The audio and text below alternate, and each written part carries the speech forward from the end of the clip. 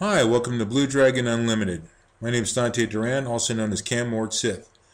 I looked around on the internet to try and find some way of doing anatomical looking or anatomically suggestive paper mache and couldn't find anything.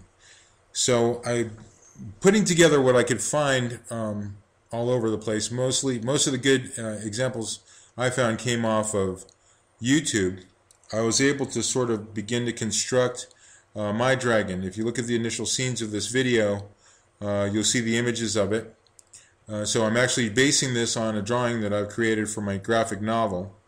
You can see more of my work at cammordsith.wordpress.com, cammordsith@wordpress.com, or at www.bluedragonunlimited.com.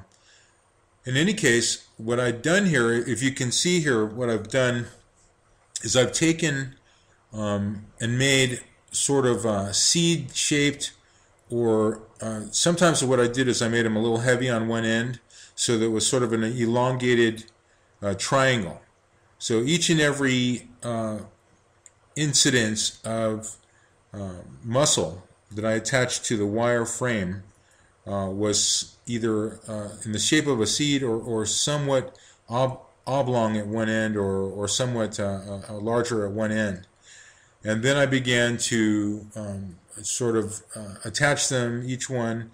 The teacher at Santa Monica College asked us to use newspaper and tape, and showed us some methodology that was developed in Mexico. And so here you can see that I've begun to use the paper mache and have begun to cover up the tape and paper frame that I've created. And so at this point, here you can see that I've added some mass to the chest, added some mass to the thighs. Here you can see it's drying in the sun. I've done the paper mache, and we created the paper mache using just flour and water. Basically, you add flour to hot water, and then I think, well, what I did for mine is I cooked it a little bit to get it the right consistency. It gets real pasty, a real gluey looking. So here you can see I've done paper mache and tried to strengthen the legs. The legs were getting, the wire wasn't really holding it up. So what I did was I made it a little stronger. I strengthened the legs, strengthened the neck, reinforced it in places. And this is going to be the first of two videos. In this video, I show the development process to get it to the stage that I have it now.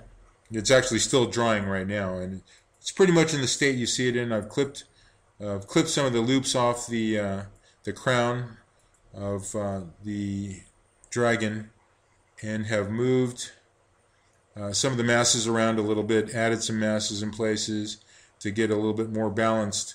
I also used wet paper mache newspaper and globbed it in and made it into sort of lumps to add on where it wasn't quite right, where it wasn't quite where I wanted it. I added it on. So I'm sort of developing this process as I go. We'll see you in the next video.